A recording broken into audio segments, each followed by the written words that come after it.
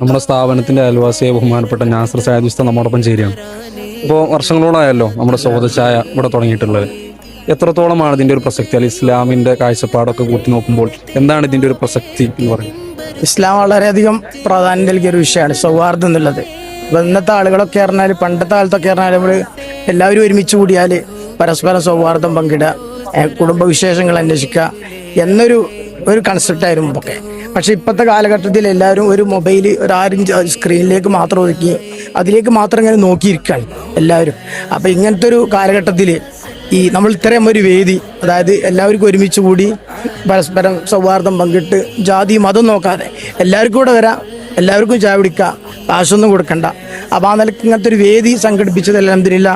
പിന്നെ Anwaar-ul Medina academy, അതുപോലെ നമ്മുടെ സ്ഥാപനത്തിൻ്റെ ഉസ്താദ് അനീഫ് ഉസ്താദിനെയൊക്കെ പ്രത്യേകം അഭിനന്ദിക്കുകയാണ്.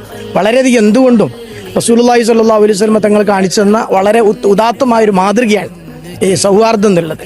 നബി സല്ലല്ലാഹു അലൈഹി വസല്ലം തങ്ങളുടെ ചരിത്രം എടുത്ത് നോക്കിയാൽ ഇങ്ങനത്തെ ഒരുപാട് സംരംഭങ്ങൾ റസൂലുള്ളാഹിന്റെ കാലത്ത് ഉണ്ടായിട്ടുണ്ട്, ശരികൾ. അതുപോലെ തന്നെ ഇപ്പോൾ നമുക്ക് ഈ കാലഘട്ടം എന്ന് പറഞ്ഞാൽ മതത്തിന്റെ പേരിൽ അല്ലെങ്കിൽ ജാതിയുടെ പേരിലൊക്കെ വേർതിരിവ് കാണിക്കുന്ന ഒരു കാലഘട്ടമാണല്ലോ.